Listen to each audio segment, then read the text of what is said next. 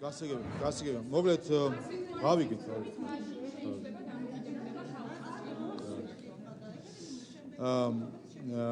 კი ბატონო, რაც შეეხება მთავრობის ამ ორ განცხადებას და მათ შორის ევროკავშირის და გერმანიის ფედერაციული რესპუბლიკის ელჩებთან საუბარს საგარეო საქმეთა სამინისტროში მივესალმებით და მნიშვნელოვანი არის რომ მკაფიოდ დაფიქსირდა საქართველოს მთავრობის მხრიდანაც პოზიცია საქართველოსი რაც შეეხება სისხლის სამართლის დამნაშავის მაღალ დიპლომატიურ დონეზე მიღებას ბერლინსა და ბრიუსელში შევახსენებ საზოგადოებას რომ ეს არ იყო მხოლოდ მისი ყოფნა ბუნდესტაგის ვიზიტორების ლოჟაში ან მხოლოდ შეხვედრა ერთ წარმომადგენელთან ევროკომისიაში ეს იყო მთელი შეხვედრების სერია მათ შორის გერმანიაში ზურაბ ადეიშვილი მონაწილეობდა გერმანიის იუსტიციის მინისტრთან შეხვედრაში გენერალურ პროკურორთან შეხვედრაში პარლამენტის თავმჯდომარის მოადგილესთან შეხვედრაში იურიდიულ საკითხთა კომიტეტის შეხვედრაში ბრიუსელში მონაწილეობდა მართლმსაჯულების საკითხებში კომისართან შეხვედრაში ღირებულებების ხაზს უსვამდა გამჭვირვალობის საკითხებში ევროკომისართან და ასევე სხვადასხვა დირექტორატების ხელმძღვანელთან. რა თქმა უნდა, ეს რა თუ არა სწორედ ასეთი შეხვედრები უწყობს ხელს, რომ გააძლიეროს და კითხვები გააჩინოს იმასთან დაკავშირებით, თუ რამდენად ერთგული არიან არის ზოგიერთი ევროპელი ბიუროკრატი იმ ღირებულებების მიმართ, რომელსაც ჩვენ და ევროკავშირი ვიზიარებთ სამართლებრივ სახელმწიფოს და კანონის უზენაესობის მხრივ. რაც შეეხება და ეს რა თქმა უნდა ეწინააღმდეგება მათ შორის იმ 9 პრიორიტეტს, რომელზეც ჩვენ გვაქვს საუბარი, პირველივე პრიორიტეტს დეზინფორმაციასთან დაკავშირებით, რა არის თუ არა დეზინფორმაცია, როდესაც ხდება ადეიშვილის წარმოჩენა ისე, როგორც ადამიანისა, რომელთანაც შესაძლებელი არის მაღალ დიპლომატიურ დონეზე საუბარი და მისი ამ შეხვედრების წარმოჩენა რაღაც ნორმალურ ჭრილში.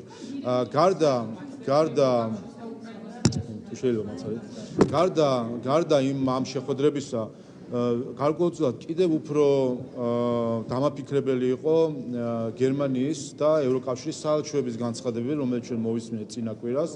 სამწუხაროდ ნაცვლად იმისა, რომ ქართულ ხალხს მოესმინა წუხილი საელჩოების მხრიდან, იმის გამო, რომ ასეთი შეხვედრები შედგა და მოგვეცმინა განმარტებები იმასთან დაკავშირებით თუ რასთან ქონდა საქმე, ჩვენ მოვისმინეთ გარკვეულწილად ამ განცხადებებმა დატოვა აღქმა, რომ იყო მცდელობა ზურაბ ადეიშვილთან, კრიმინალთან ამ დონეზე შეხვედრების ნორმალიზებისა.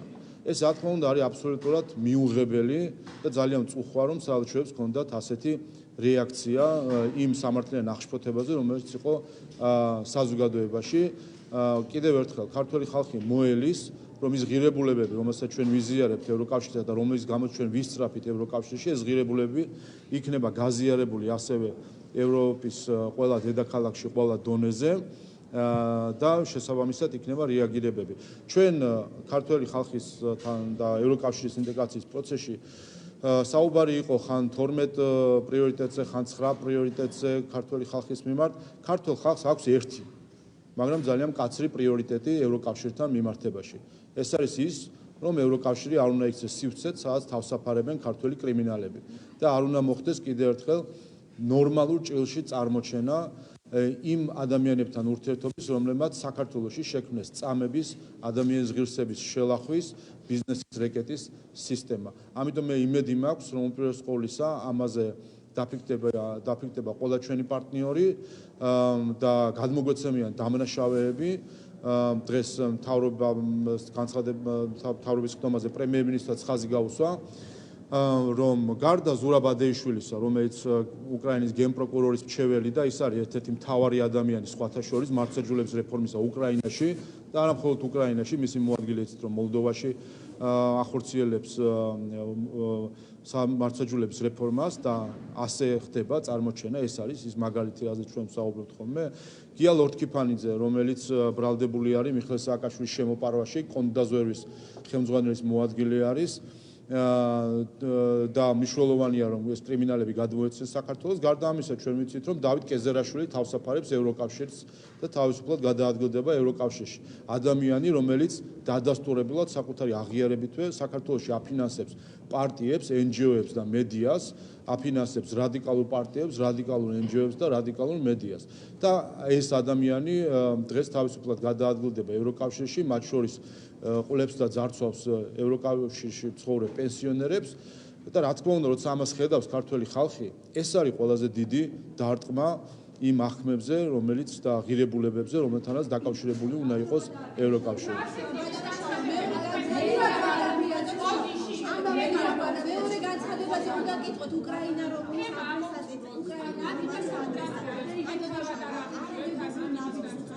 საქართველოს მთავრობა აქ საქართველოში გასამართლებული პირების უკრაინაში მაღალ თანამდებობებზე პოზიციების დაკავებას. თქვენც რომ შეაფასოთ ეს განცხადება იზიარებთ თუ არა? თავისთავად დღემდე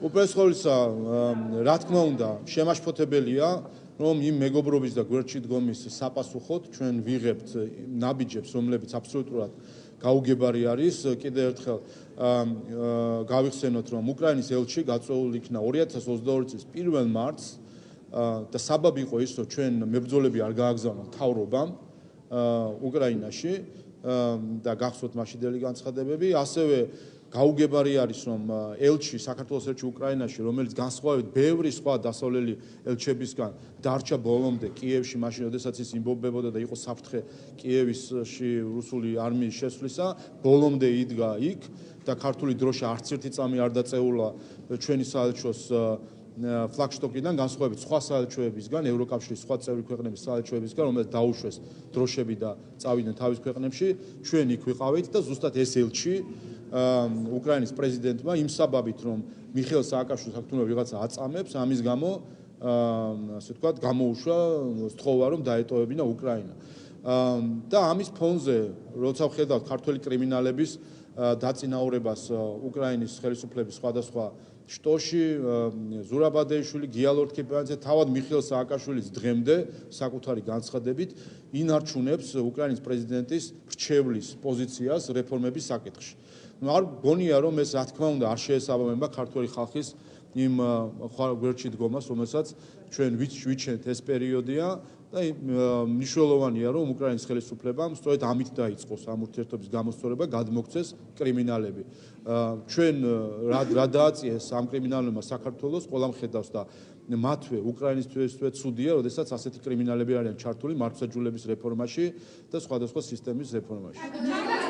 რაც შეეხება, დავასრულებ, რაც შეეხება თქვენ კითხვას, ასეთი განცხადებები ხომ არ აღვივებს რაღაც განწყობებს. აბა რა ვქნათ, გავჩუმდეთ? ეს არის გამოსავალი? როდესაც ჩვენ ხედავთ, რომ კრიმინალები თავისუფლად გადაადგებიან, ევროპული ერთი წამი.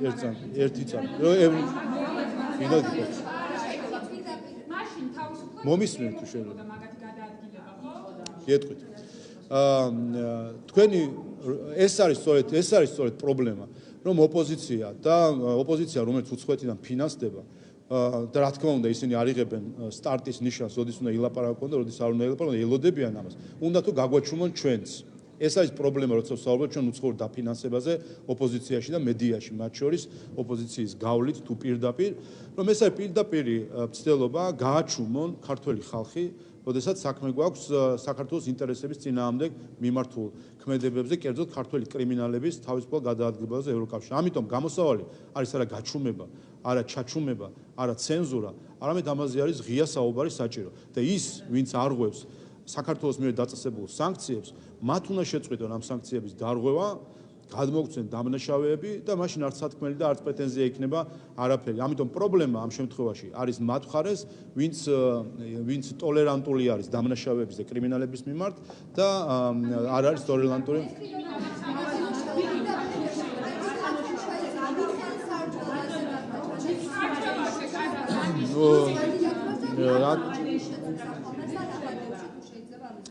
მე უპირველეს ყოვლისა ვლოცავ ბატონ მიხეილს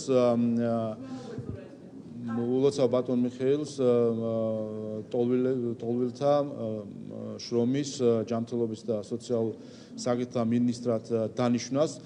ბატონ მიხეილ სარჯველაძე გამორჩეული კომიტეტის თავმჯდომარე იყო და დარწმუნებული ვარ თქვენც იგივე აზრი გექნებათ. მისი კომიტეტი გამოირჩევა განსაკუთრებით იმით, რომ არის ორიენტირებული ადამიანის უფლებებზე, სოციალურ საკითხებზე, შრომის საკითხებზე და რა თქმა უნდა ჯანდაცვის და ეს უფლებაც რა თქმა უნდა იყო ერთ-ერთი მნიშვნელოვანი ამ კომიტეტის განსახილველ საკითხებს შორის.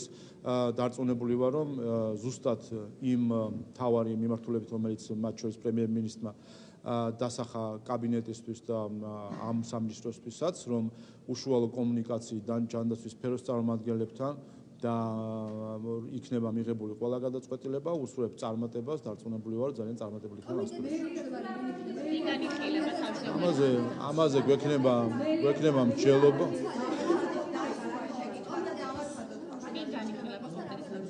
ამაზე გვექნება მსჯელობა, ფრაქცია წარმოადგენს საკუთარ კანდიდატურას, მომავალ კვირას არის სასესიო კვირა და ავირჩევთ კომიტეტის თავმჯდომარეს, ფრაქციაში ვიბრძოლებთ.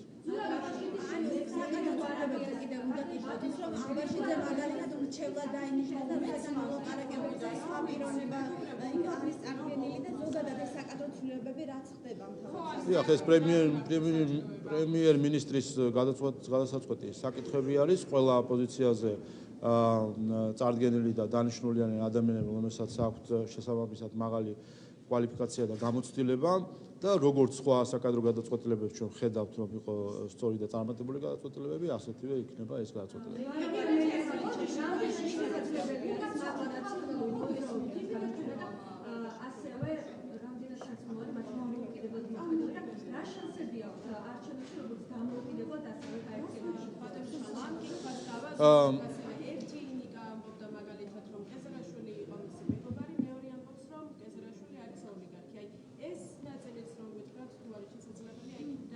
და ორივე იყო ადეიშვილის თანამშრომელი, თუ არ ვცდები, ნიკა გვარამია ზურაბ ადეიშვილის მოადგილე იყო და თუ არ ვცდები, მელიაც იმ დროს იქნებოდა საახსრუო ბიუროს ხელმძღვანელი, როდესაც ადეიშვილი იყო, სხვა შორის ისიც ჩართული იყო იმ დანაშაულში, რომელზეც სასჯელი აქვს მისჯილი ზურაბ ადეიშვილს ბანკი ქართულს გაკოტრების საქმეზე, ის როგორც ახსრულებს ბიუროს ხელმძღვანელი ნიკა მელია ჩართული იყო ამ დანაშაულში. და რა ვიცი, შესაბამისად შეგვიძლია ვიმსჯელოთ რა ღირებულებების ადამიანებთან გვაქვს საუბარი.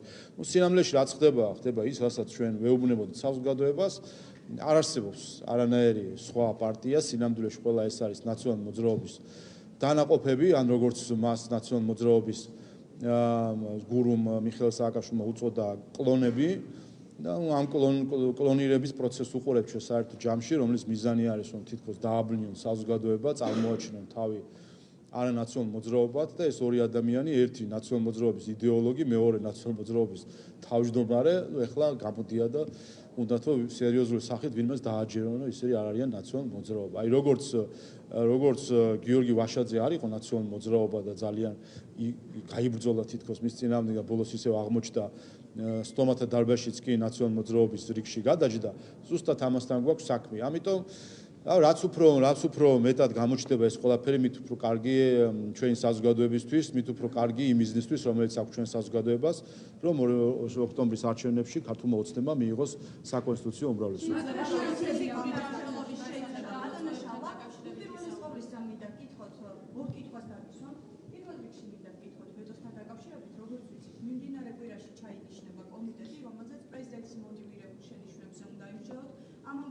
ევროსაბჭოს მონიტორინგის კომისიისგან არის შენიშვნა, რომ იქნება ისევ ვეტოს დაძლევამდე გადააქცევან თუ ეს კანონი ვენეციის კომისიაში. რა შეგიძლიათ გითხრათ ამ საკითხებთან დაკავშირებით და თუ არაფერს ითვალისწინებთ, წინაპირას გითხარით, რომ წერტილი მძიმეც არ შეგვიძლიაო, საერთოდ რატომ არ გზავნით ამ კანონებს ვენეციის კომისიაში, თუ არ უნდა გავითვალისწინებთ წერტილი მძიმეც? კიდევ ერთხელ ამ პროექტთან დაკავშირებით არსებობს უკვე ვენეციის კომისიას და მათ შორის ელთოდერის დასკვნა, ამიტომ არაფერი არ შეცვლილა პროექტში და შესაბამისად რაიმე დამატებითი დასკვნის მოთხოვნის საჭიროება არ არსებობს. ჩვენ ამ დასკვნასთან დაკავშირებით თქვით კიდევაც, რომ არის ხარვეზიანი, ვინაიდან დასკვნა ეყრდნობა 19 აპრილის შეთანხმებას, რომელიც არ არსებობს. არ არსებულ შეთანხმებაზე დაყრდნობილი დასკვნა თავისთავად არის ხარვეზიანი. ამიტომ ამ პრინციპი აქედან გამომდინარეაც ჩანს, რომ გაზიარების აუცილებლობა არ იყო, რომ არ ვიმსჯელოთ შინაარსთან დაკავშირებით. კიდევ ერთხელ ჩვენ გვაქვს ქართულ საზოგადოება არის პრობლემის წინაშე, რომელიც შეიქმნა 19 აპრილის შეთანხმებაში მედიატორის მხრიდან ჩადებული პუნქტის გამო, რომელიც არ იყო არც ოპოზიციის იდეა, არც უმრავლესობის იდეა და უკვე ჩდება ეჭვები თუ რატომ ჩადო დაჟინებით, რატო იყო მოთხოვნა მედიატორების, რომ ეს პუნქტი ყოფილიყო. ვინაიდან გამოდგა, რომ გამოჩნდა, რომ ამ პუნქტს ერთადერთი შედეგი აქვს, ჩიხში შეყავს პროცესები და ერთადერთი შედეგი რაც შეიძლება გამოიწვიოს, რომ ამ ჩიხური სიტუაციით ჩატარდეს საპარლამენტო არჩევნები, რასაც საწმოვდით ჩვენ ვერ დაუშვებთ. ამიტომ პირველი კითხვა ბრუნდება 2021 წელს რა იყო სინამდვილეში მიზანი მედიატორის მხრიდან ამ პრობლემური პუნქტის დაჟინებით მოთხოვნის რომ ჩადებულიყო, რომელიც აღმოჩნდა, რომ თურმე არ ყოფილა ოპოზიციის მოთხოვნა და ყოფილა თვითონ მედიატორის დაჟინებული მოთხოვნა და მეორე ის ადამიანები, ვინც ეხლა გვირჩევენ, რომ დავტოვოთ ეს ძველი დებულება, იქნებიან ეს ქვეყნის შიგნით თუ ქვეყნის გარეთ. რა არის მათი რეალური мотиваცია? არანაირი საფუძველი მათ იმისთვის, რომ კონდეთ იმედი, რომ ეს ჩიხიდან რაღაცნაირად გამოვა და კოალიციური უმრავლესობა შეგროვდება, არ არსებობს. ამიტომ ერთადერთი ახსნა ამ დაჟინებულ მოთხოვნას აქვს, რომ მათი სურვილი არის, რომ კვლავ დროებითი თავმჯდომარით და 2 წლით შეხვდეთ არჩევნებს და ამ ჩიხური მდგომარეობით შეხვდეთ არჩევნებს. და ეს უკვე რა თქმა უნდა აჩენს კითხვებს იმ ადამიანების კეთილსინდისიერების მიმართ, ვინც დაჟინებით მოგვიწოდებს, რომ აბსურდული ნორმა დავტოვოთ რაც შეეხება ვენეციის კომისიას გითხარით, რომ მათ საერთოდ არ გამოუთქვათ საკუთარი აზრი, ერთადერთი აზრი, რომელიც იმ დასკვნაში წერია, არის 19 აპრილის შეთანხმების გაზიარება და აქ მოვიდათ, რა თქმა უნდა, შეცდომა ვენეციის კომისიას და ეს არის ხარვეზი, ვინაიდან 19 აპრილის შეთანხმება არ არსებობს და სიცარიელეზე დაყრდნობა სამართლებრივ დასკვნებში არის, რა თქმა უნდა, ხარვეზი. გიორგი ქაჯაიასთან დაკავშირებით, ხომ?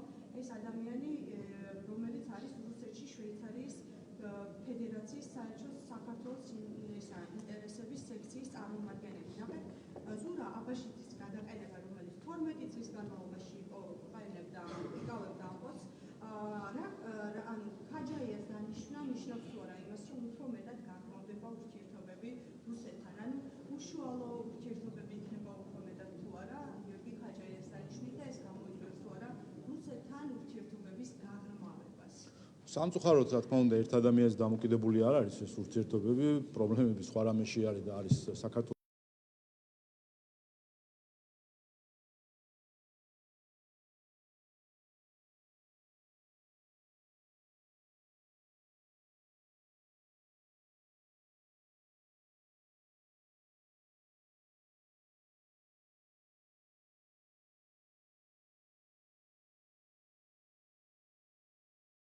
ტერიტორიების ოკუპაციაში.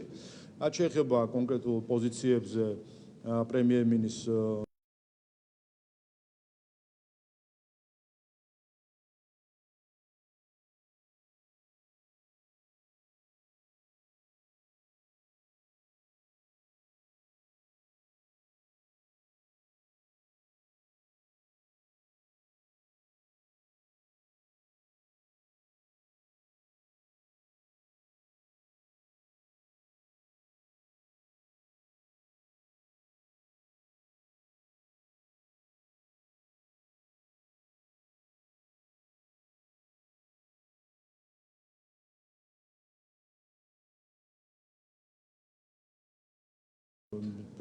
პოზიციებს, რომ ვინ ფიქრობს, რომ მას სჭირდება, რომ გარკვეულ პოზიციებზე იყოს, ეს არის პრემიერ-მინისტრის გადაწყვეტილება, მათ შორის სწორედ აღნიშნეთ თქვენ, რომ შვეიცარიაში საქართველოს სექციას წარმოადგენდა, აქედან გამომდინარე, რა თქმა უნდა, აქვს მას დიდი გამოცდილება, რომ იყოს საქართველოს ინტერესების წარმომადგენელი. სამწუხაროდ ერთი საკადრო გადაწყვეტილებებით, რა თქმა უნდა, ასეთი პრობლემები, რაც ეხება საქართველოს ტერიტორიების ოკუპაციას რუსეთის მხრიდან, არ წყდება. ურთიერთობების გაღრმავებას ემსახურება თუ არა ეს გადაწყვეტილება? ჩვენ არანაირი ურთიერთობები არ გვაქვს რუსეთთან, იცით, დიპლომატიური ურთიერთობები შეწყვეტილი არის, ამიტომ აქ გაღრმავებაზე არ არის საუბარია მთავარ გამოწვევაზე და პრობლემაზე, რომელიც ჩვენ ურთიერთობებში არის ის, რომ რუსეთს ოკუპირებული აქვს საქართველოს ორი ტერიტორია.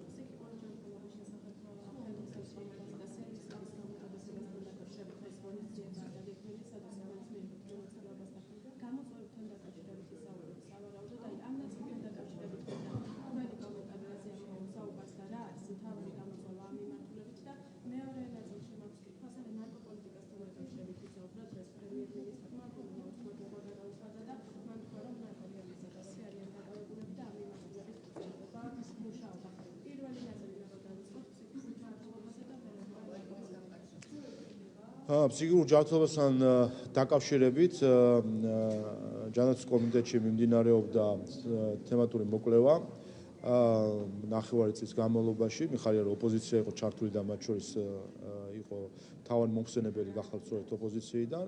კომიტეტმა დიდი სამუშაო ჩაატარა იმისთვის რომ გარკვეულიყო იმ გამოწვევებში რომელიც ამ სფეროში არის და დღეს ჩვენ ყველა ერთად მოვისმენთ იმ ანგარიშს რომელიც თემატური მოკვლევის ჯგუფმა წარმოადგინა რა გამოწვევები არის ამ სფეროში და რა რეკომენდაციები არის სხვადასხვა მიმართულებით მეც თქვენსავით ვიქნები მონაწილე ამ პრეზენტაციის და მოველი სწორედ ამ ინფორმაციის მიღებას. რაც შეეხება ნარკოდანაშაულის წინააღმდეგ ბრძოლას ვფიქრობ მნიშვნელოვანი აქცენტები გაკეთდა ამ მხრივ ჩვენ ბოლო პერიოდში ნახეთ რომ შეანსაკუთრებით სამინისტრომ 200-ზე მეტი პირი დააკავა რომელიც ჩართული იყო ნარკოდანაშაულებში.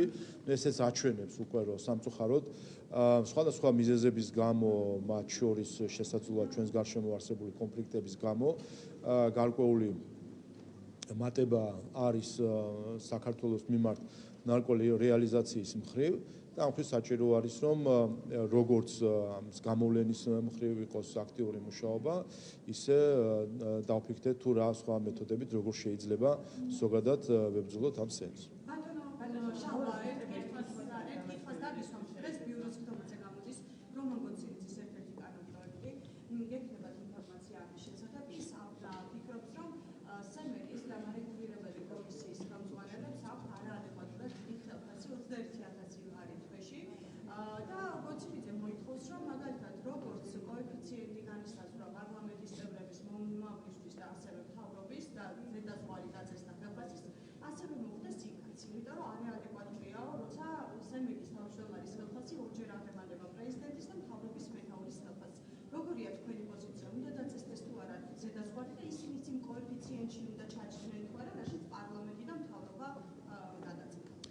რაც შეეხება სახელმწიფო პოლიტიკას დამოუკიდებელ მარეგულირებულ კომისიებში, აქ ახალი არაფერი არ არის, ეს უკვე წლების განმავლობაში ჩამოყალიბებული პოლიტიკა და მიდგომა არის, რომ ამ სფეროებში მნიშვნელოვანი არის, რომ იყოს მაღალი ანაზღაურება, მათ შორის იმისთვის, რომ კომისიის დამოუკიდებლობა იყოს უზრუნველყოფილი. ამიტომ ჩვენ ამ პოლიტიკის გადახედვას არ ვაკეთებთ.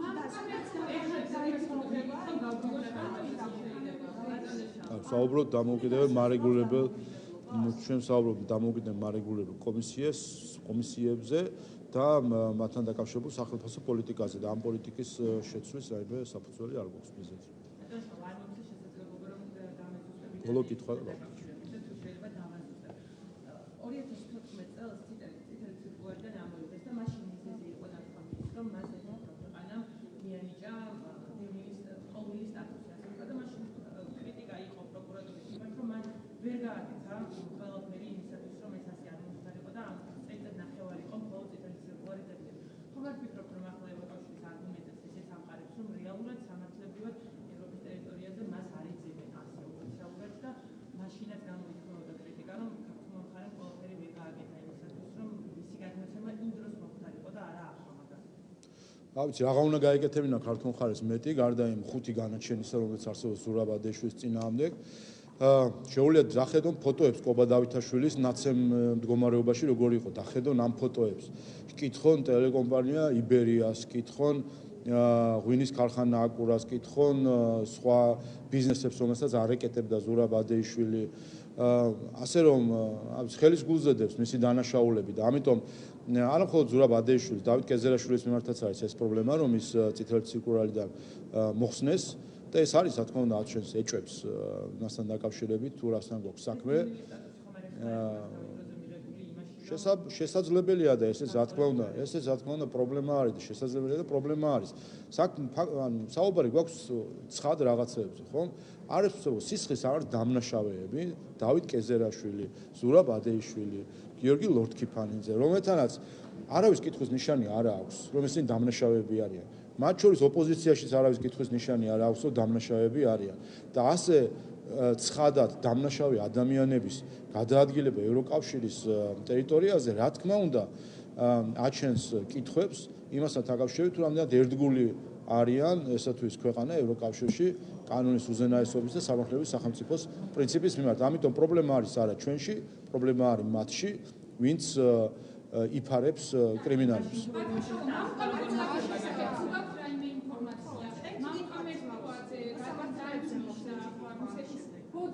მამუკა მერკულაძე არის ადამიანი, რომელიც მოღვაწეობდა რუსეთში სექციის ჰქონდა რუსეთში ბიზნეს ინტერესები, მის ცოლს აქვს რუსული პასპორტი, ასევე მას უფინანსებდნენ სხვადასხვა ღონისძიებებს, ანუ პუტინის რეჟიმი რუსეთის ხელისუფლება აფინანსებდა ამ მამუკა მერკულაძის ცოლის ღონისძიებებს და რატომ დაინიშნა ეს ადამიანი მამუკა მერკულაძე? ყველა გადაწყვეტილება, რომელსაც საქართველოს ხელისუფლება იღებს, არის საქართველოს ინტერესებიდან გამომდინარე და არც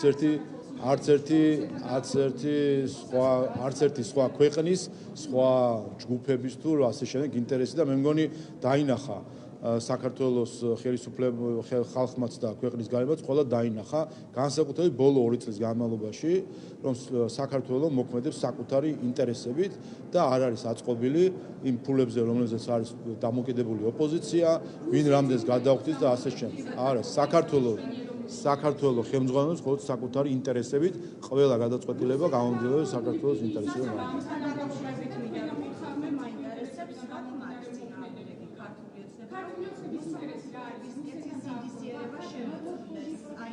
მოსამართლეების კეთილ სინდისიერების შემოწმებასთან დაკავშირებით ბოლო პერიოდში მრავალი კითხვის ნიშანი დაისვა და ეს კითხვები რელევანტური იჩნდება. რატომ არის წინააღმდეგი ქართული ოცნება, რომ მოსამართლეების კეთილ სინდისიერებას შემოწმდეს და ამის მიზეზი ხომ არ არის ის, რომ მათ შორის მართლ გუნდს ეშინია იმის, რომ არ გამოაშკარავდეს კორუფციული გარიგებები, რომელიც შესაძლებელია მოსამართლეები, რომელშიც რაც შეეხება კეთილსინდისიერების შემოწმებას, სინამდვილეში ყველა მოსამართლე ავსებს ქონების დეკლარაციას და ეს დეკლარაციები არის საჯარო, მათ შორის ბოლო პერიოდშიც ვატყობ, რომ მედიაც ინტერესდება ამით და დაინტერესდით და კი ბატონო მოსამართლეები გაგცემენ პასუხს, დარწმუნებული ვარ მათ ქონებასთან დაკავშირებით. ამიტომ ის რადგან საუბრობენ და ეს არის შემოწმება. სხვა რამე კი არ გაკეთდა უკრაინაში და მოლდოვაში საფუძველი რაც იყო ხომ? არის ის, რომ ქონების დეკლარაციების წარდგენა და მისი გადამოწმება. ქონების დეკლარაციები წარდგენილია, მათ შორის მოსამართლეების დიდი ნაწილი მოხვედრილი არის მონიტორინგში, არასამთავრობო ორგანიზაციების მოთხოვნის საფუძველზე და ანტიკორუფციული ბიურო ჩაღრმავებულ მონიტორინგს განახორციელებს მოსამართლეების და ისე როგორც პარლამენტის წევრების მიმართ არის ჩაღრმავებული მონიტორინგი. ამიტომ ყველაფერი არის საჯარო, შეგიძლიათ მოიკითხოთ. რაც შეეხება ეგრეთ წოდებული ვეტინგს, ნახეთ ხო რაზეა საუბარი. საუბარი და მაგალითად მოყავთ ზურაბადეიშვილის მიერ უკრაინაში ჩატარებული რეფორმა და ზურაბადეიშვილის მოადგილის მიერ მოლდოვაში ჩატარებული რეფორმა. აქ ჩვენი პასუხი არის მკაფიო. ადეიშვილის და წოწორიას რეფორმები საქართველოში აღარ ჩატარდება არასდროს. მათ ეს ცადეს, გააკეთეს 20 წლის წინ და რა შედეგებიც მიიღო მაშინ საქართველოს ნახა, ვინ საქართველოს მაგალითად უსახავს უკრაინას და მოლდოვას, ადეიშვილს და წოწორიას, ჯერ დაფიქრდეს ვის მაგალითს ვისახავს და მე მიიღებენ რა თქმა უნდა ჩვენგან პასუხს, რომ ადეიშვილის და წოწორიას რეფორმებს საქართველოში არავინ არ გაატარებს.